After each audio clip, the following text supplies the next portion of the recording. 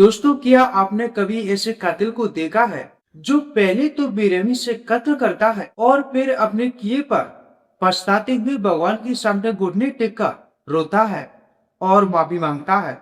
आज की कहानी किसी सातिर अपराधी की नहीं, बल्कि एक ऐसी मजबूर पत्नी की है जिसके सब्र का बांध जब टूटा तो उसने अपने ही शौक को मौत की नींद सुला दिया।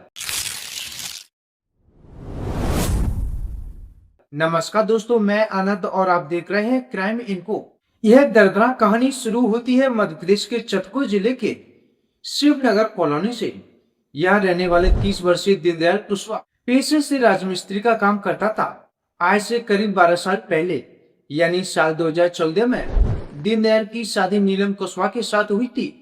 शादी के वक्त नीलम की उम्र बहुत कम थी और आज महज 27 साल की है। शुरुआती सालों में दोनों अपनी जिंदगी में बहुत खुश थे।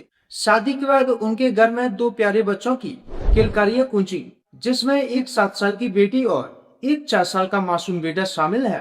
राजमिस्त्री की कमाई से पूरा परिवार बेहद खुशहाल जिंदगी जी रहा था।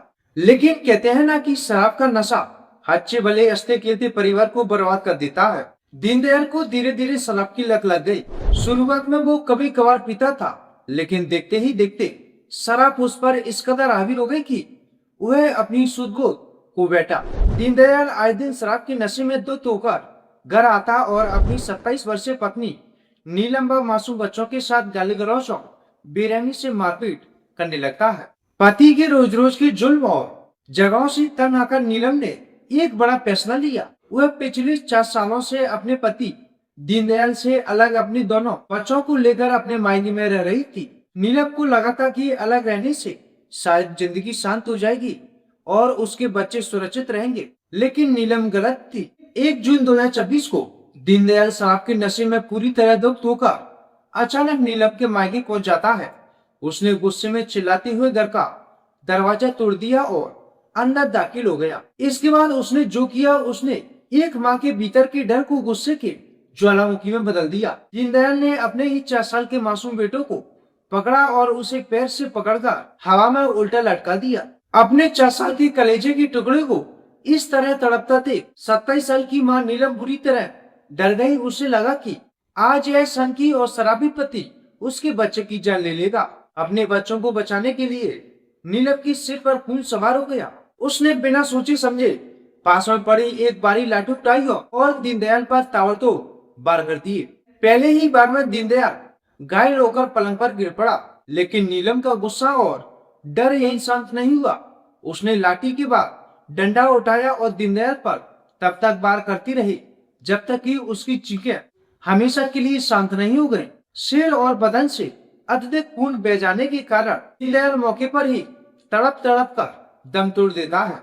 कत्ल की इस वारदात को अंजाम देने के बाद नीलम पर जैसे ही सन्नाटा छा गया, वो हैरान परेशान थी कि उसने अपने ही बच्चों के सामने उनके पिता और अपने शौक का अंत कर दिया। नीलम अपने पति के खून से लथपथ सबके पास करीब 8 घंटे तक गुमसुम बैठी रही। समय बीतता गया। अगली सुबह नीलम अपनी जगह से उठी। वह सीधे घर के पास बने एक मंदिर में पहुंची। वह भगवान की मूर्त के सामने करीब 10 मिनट तक चुपचाप सिर झुकाकर बैठी रही। उसकी आंखों से आंसू बह रहे थे और वह अपने किए की माफी मांग रही थी। भगवान से क्षमा मांगने के बाद वह अपने दोनों बच्चों को छोड़कर सीधे सिविल लाइन पुलिस स्टेशन की तरफ चली गई। रात के करीब 8 बजे जब नीलम सिविल लाइन थाने पहुंचती है तो उसने वहां मौजूद स्टेशन हाउस ऑफिसर से कांपती हुई आवाज में कहा, साहब, मैंने अपने पति की हत्या कर दी, मुझे गिरफ्तार कर लो। 27 साल की महिला की बात सुनते ही पुलिस महकमे में हड़कंप मच जाता है। पुलिस की टीम तुरंत बताए गए पते पर पहुंचती है, जहां घर के अंदर चारपाई पर दीनदयाल का शव पड़ा हुआ था। पुलिस ने शव को कब्जे में लेकर पोस्टमार्टम के लिए भेज देती है। पुलिस अभी इस मामले की हर पहलू से बारीकी से छानबीन कर रही है। क्या यह कत्ल सिर्फ अपने 4 साल के बेटे को बचाने के लिए आत्मरक्षा में हुआ या इसके पीछे कोई और भी वजह थी? दोस्तों, इस हैरान कर देने वाली और दुखद घटना पर आप क्या सोचते हैं? क्या अपने मासूम बच्चों को बचाने के लिए इस मांग का उठाया गया यह कदम सही था या कानून को हाथ में लेना गलत था? अपनी राय कमेंट बॉक्स में जरूर दीजिए।